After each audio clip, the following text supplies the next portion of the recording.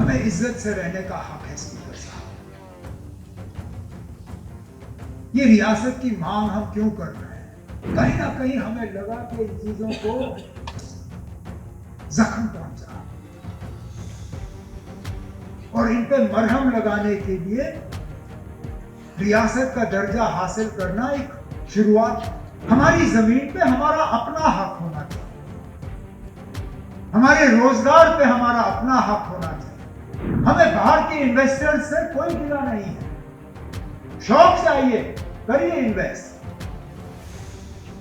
लेकिन जो चीजें यहाँ के लोगों की मेहनत के नतीजा है, अगर आपको ये लगता है कि हमारी बनाई हुई चीजें आप सस्ती कीमत पे खरीद के खुद अमीर हो जाएं और हमारे लोग जो हैं वो बेरोजगार बने, वो गरीब रहें, उस बात की इजाजत जो है हम कभी नहीं देंगे।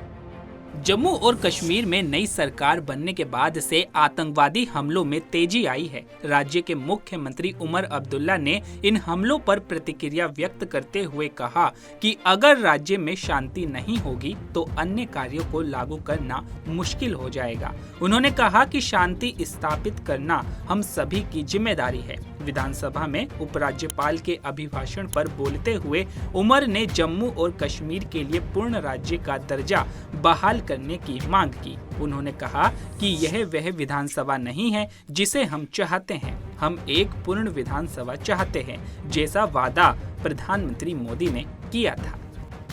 हमें इज्जत से रहने का हक है स्पीकर साहब। ये रियासत की मांग हम क्यों कर रहे हैं? क्योंकि आखिरकार हमारी शनाख्त, पहचान, हमारा वजूद, हमारा विकार, कहीं ना कहीं हमें लगा कि इन चीजों को जख्म पहुंचा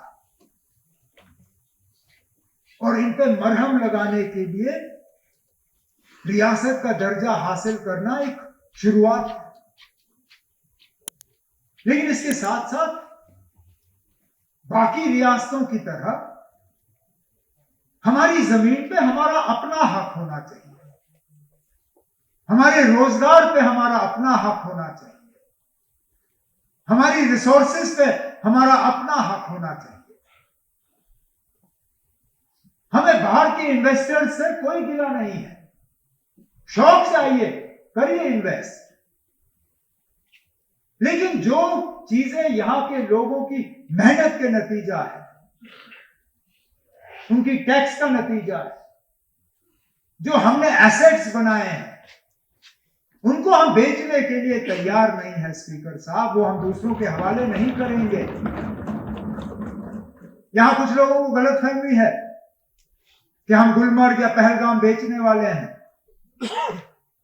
वो इस गलतफहमी से बाहर आए। हम अपने क्राउन जूल्स, अपने एसेट्स को बेचने के लिए तैयार नहीं है। आप बाहर से आके यहां इन्वेस्ट करना चाहें, नया बनाना चाहें, शौक से करिए। लेकिन अगर आपको ये लगता है कि हमारी बनाई हुई चीजें आप सस्ती कीमत पे खरीद के खुद अमीर हो जाएं और हमारे लोग जो हैं वो बेरोजगार बने, वो गरीब रहें, उस बात की इजाजत जो है हम कभी नहीं देंगे स्पीकर साहब। ये मैं आपको यकीन दिलाता हूं।